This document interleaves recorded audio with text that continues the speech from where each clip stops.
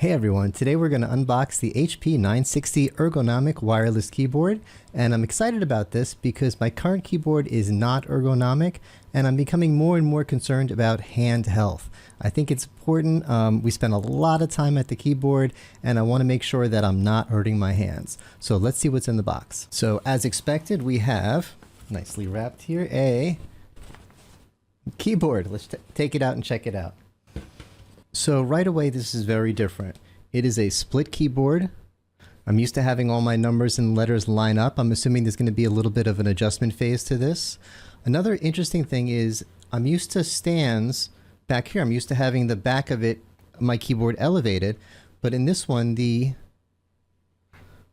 stands are in the front.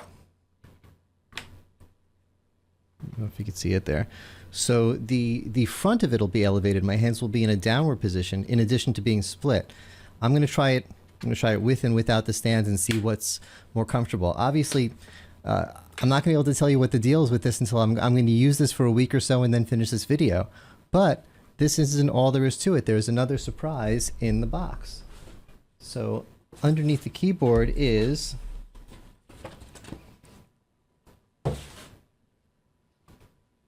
Keypad, mini keyboard.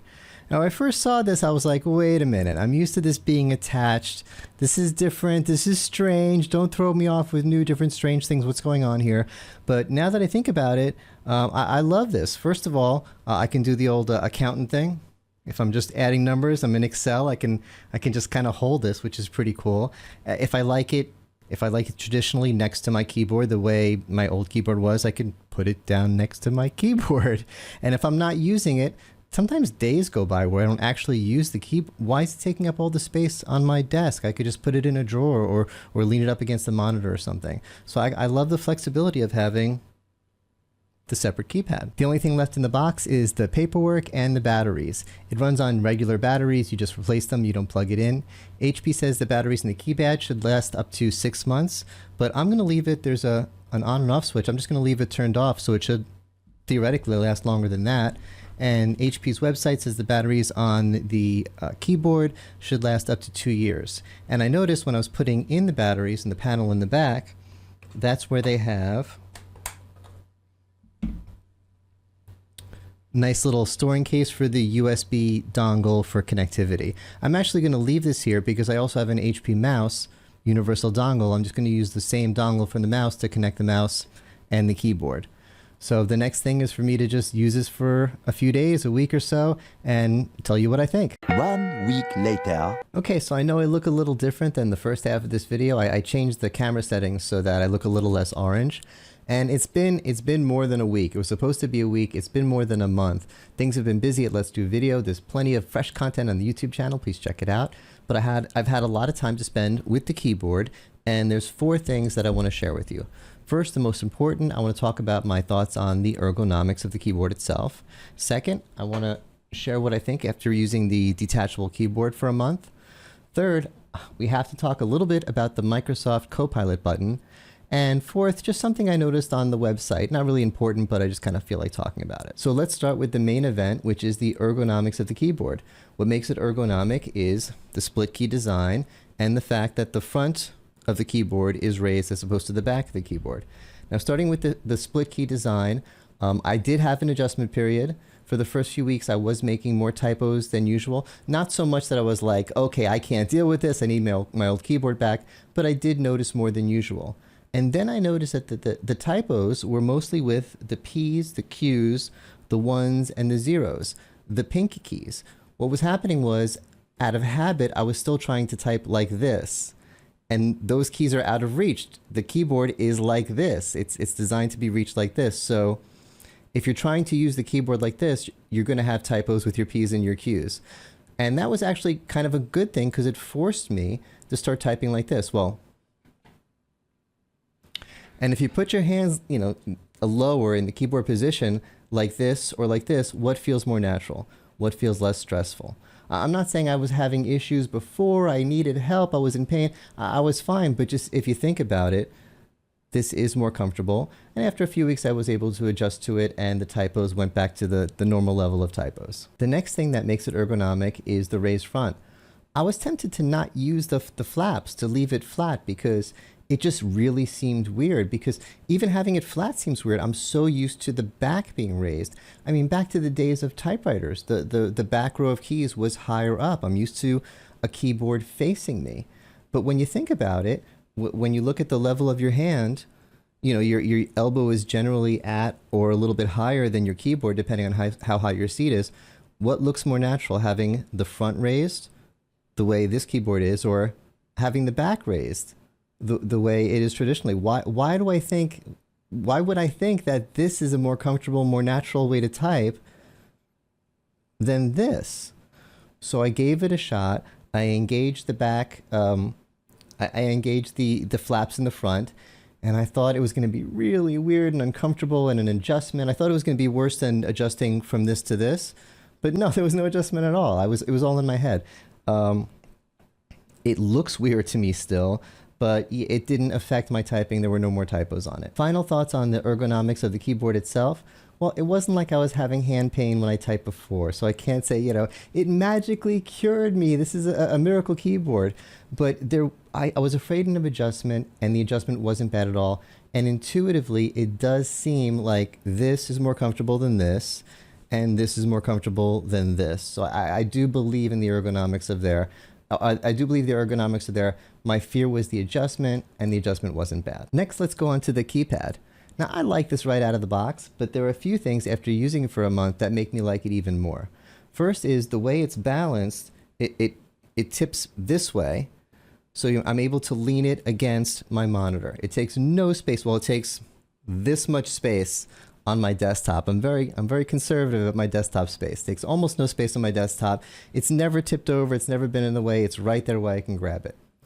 The bigger reason I like it is this button. Now you have to think, this is the way my brain works. There are very limited buttons on this. Every button must be very, very, very important. Obviously we have our traditional calculator buttons. They need these 3 buttons are for connectivity. This connects to the dongle and to Bluetooth connections. And then there's this other button. And whatever it does must be very, very important, because it gets a whole button on this keyboard. And what it does is it opens the calculator app on my desktop. Like, why am I so excited? Because when you use it, you get it. The functionality is so great. I talked earlier about how, oh, this makes me feel like an old school accountant. There is a certain nostalgic feel, but it's more than a nostalgic feel. There's a certain usability to having a calculator in your hand. But I don't need a display on it, because I got a calculator app right there on my desktop. I press this, the calculator app opens. I use it old school. I have my results in front of me on my desktop, where I can cut and paste them into whatever I need.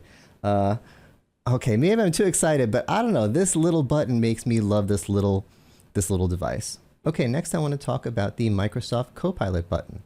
The CoPilot button, if you're on Windows 11, will open up Microsoft CoPilot for Windows on your desktop.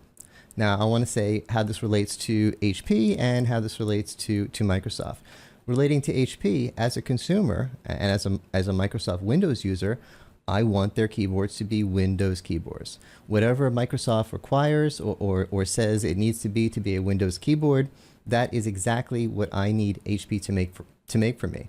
So if Microsoft says it's not a Windows keyboard unless it has checkerboard colors on it and smells like bacon, then I want HP to make me a checkerboard colored, bacon scented keyboard. I mean, I'm sorry, I use Windows, I need a Windows keyboard. So I'm very happy with HP for getting this done so quickly. Now, how do I feel about Microsoft requiring a CoPilot button on keyboards? I think it's fair to say that my feelings are complicated enough that I need to make another video about it. I'll try to get done as soon as possible, and I'll put a link to it below. The last thing I want to talk about doesn't affect the quality of the keyboard at all. I'm happy, overall, I'm happy with the keyboard. I'm using it. But this is something I saw on the website that I think might cause a little customer confusion. Maybe I'm being petty and silly, but I think it's worth spending just a second to talk about. And that's the fact that I saw what I have, which is the 960, and I see the 965 keyboard for business at the same price. And okay, they're the same price, the pictures look the same, just buy one. Yeah, I get that, but that's just not how I am. I have to be an informed consumer. I won't be able to sleep at night unless I know that I understand the difference and I got the right one for me. Maybe it is a certification thing that doesn't matter because I'm not using it anyway, and then it doesn't matter, I can get either one. Or maybe it is a button, a feature, a function, integration, something that doesn't affect me. David, just get either one. But I have to know. So I use the compare feature on the website here. And I scroll down and I scroll down and I scroll down and I scroll down. And they're the same keyboard. Okay. And there's nothing wrong with that, but they're the same keyboard in a different box. Maybe it's marketing. I don't know. But just to make sure I wasn't crazy, I clicked the chat button and asked them. Maybe I shouldn't have done this, but I asked them what the difference was. And they said, let me compare them. I'll be back to you. It took them a little while. They got back and they said, the only difference is the name.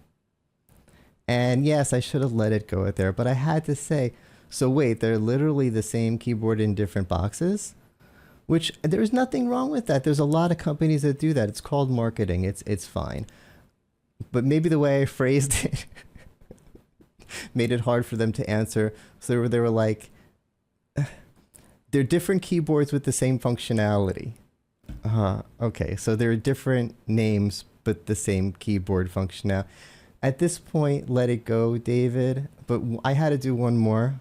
And I said, if I bought the 960, but I need to use it for business, and the 965 is for business, should I swap them out or should I keep using the 960? And they took a long time to answer. And then they said, yes, that is an option, which doesn't really answer it. So again, I'm making way too big of a deal out of this. It's just, who knows? Maybe it's just a website mistake or something. But I do think any little bit of customer confusion, I like to get rid of. And I'm not the only person in the world who gets a little OCD and wants to say, wait a minute, I only buy a keyboard once every 15 years. I want to make sure I got the exact perfect one that I want. So just sorry to my friends at HP, but I couldn't help but talk about it. But overall, yes, I'm very happy. I believe in the ergonomics.